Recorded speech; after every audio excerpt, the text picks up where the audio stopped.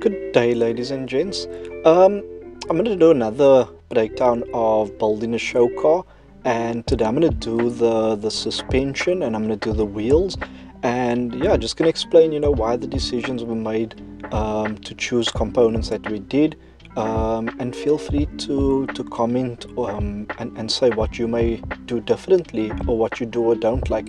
I'm very open to that type of feedback. Thanks, yeah, and let's break it down for you guys. So to start off, this is basically the controller for the air system, but basically management, airlift. You can obviously check it out. At the moment you can see that the car's basically aired out. Is 214 psi in the tank, and it says low voltage because this car parks most of the time. And this really just makes it a hell of a lot better for me, and I just keep it up front here. I would like to mount it somewhere else, but I actually like it quite in my face so that I can see what's happening, and it's pretty accessible.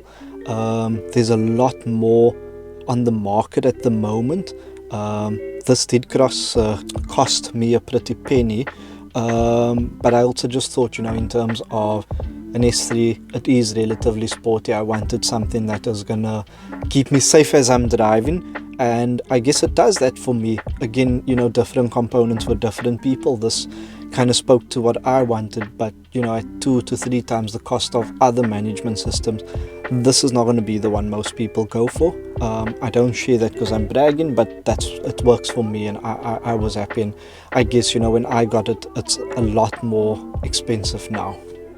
So I've previously broken down what's happening in the boot, but I didn't go too much into the air system, and because I didn't want to obviously overlap. But this is the air management. It is below a window, and now it's sort of giving off a glare. I'm gonna try. It's a bit difficult, but that is the management system. It's a 3.8. That's the size of the ports in here. It basically just means that it's going to be a little bit faster, so I'm going to try and point. Those are 3/8 the width of them, and it just basically means it allows air through a bit faster.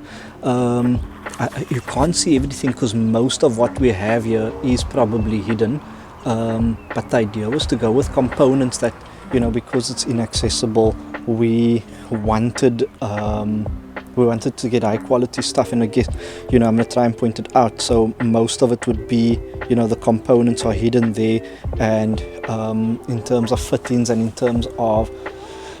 we sort of went with something that was a lot more higher end, a lot more durable. And the idea was spend the money now, instead of spending the money in terms of time and on components that may break over time. I looked at it as an investment. So just to put into perspective, there is 1, 2, 3, 4, 5, 6 pipes, or outlets and inlets, I guess, and each fitting, I think, for those cost about between 400 and 600 rand.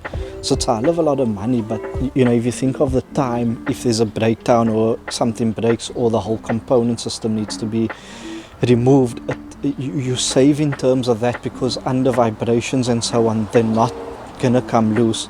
So if I had to take this whole boot apart, you would see a lot more wiring and cables going on. So that's the airlift management. And as you come a little bit higher, this little tank is the AccuAir CT tank, which stands for compressor tank. AccuAir CT, which stands for compressor and tank, and it's basically got your compressor built in.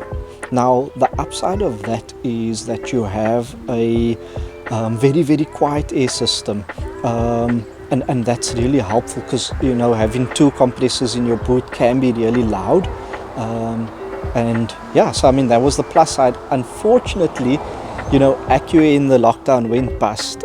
They liquidated, and then our warranties were no longer in place for these tanks, which also proved to be problematic. Now, again, not bragging, but just to put into perspective, at 22,000 rand to 25,000 rand per tank like that, you were hoping for something durable, and not something that was going to break after a few months. Now, luckily, mine still works, but I actually have a backup compressor, which I will show you now. So this is the backup compressor. Basically, this is sort of the backup system for the compressor that has been faulty at times. And the whole reason you have that is you basically don't want to be stranded anywhere. So I know I need to clean up my boot, and I said I'd be quite transparent. I need to clean up my boot and neaten up some of the areas. You don't necessarily see it, but I still would like to. So just had some kids stop by. There's like 10 of them, stop in, asking me if I can rev the car and tell them if they like the car. I guess that's also why we do what we do. So I appreciate their kind words quite a bit. So the next part is basically the wheels. Look, these are BBS wheels. They are original and I'm very proud of them. They are not the best BBS wheels on the market, but they are mine and I'm happy for that. These are 18 inch, 8.5J wide. Offset I think is about, maybe it's 38, it is 38. It is without spacers on, because with spacers it literally sits lip to fender. The problem with that is I don't have the right tire. Yeah, and these are BBS RG2s as I understand.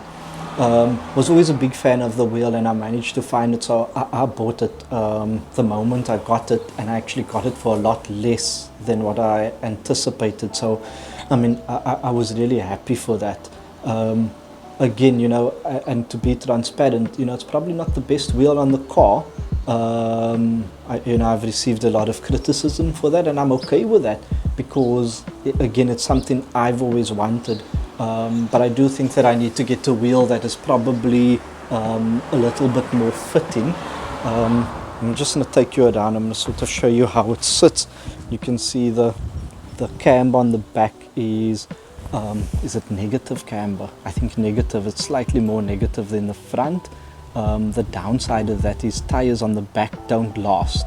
So tires on the front used to be a lot worse off than the front used to be a lot worse off, and the back would last. Now the back doesn't last that long, so again, that's the downside. I think somebody said it might be the toe that's out on the alignment or on the rear. So I'm gonna have to address that, but I'm also changing the tires shortly, not shortly, soon. And that's something that I will have to do. Yeah, and this is what the car looks like from the front. I mean, we can't go any lower because the plate underneath the motor is literally on the floor. We do have camber tops to try and just make it a little bit easier to air out, I know, so that it doesn't put so much strain on the shock itself, or in actual fact more the strut, so sorry. The front has got double bellows, and the rears are obviously just bag with a separate shock, but I think it is shortened shock. Look, for me again, the drive's really solid, because the drive with the standard S3, the shocks, not the shocks, the springs were really bouncy. So when I went with air, I was able to actually put this thing through corners quite well. Yeah, and again, so it served me well. I never went with coilovers purely because I'm way too lazy for coilovers. So I knew I would rather spend the money, because I think going coilovers, I would have had to get a decent set, and I would have probably been way too lazy to adjust them, and so it would have been on one night all the time, and it would have been a wasted expense for me personally. So I was happy, and yeah, that's basically my breakdown. I hope it makes sense. I hope you guys enjoyed. And if you have any questions or criticism, things you do or don't like, things you want to know, please let me know and I'll try and answer it. Thanks so much.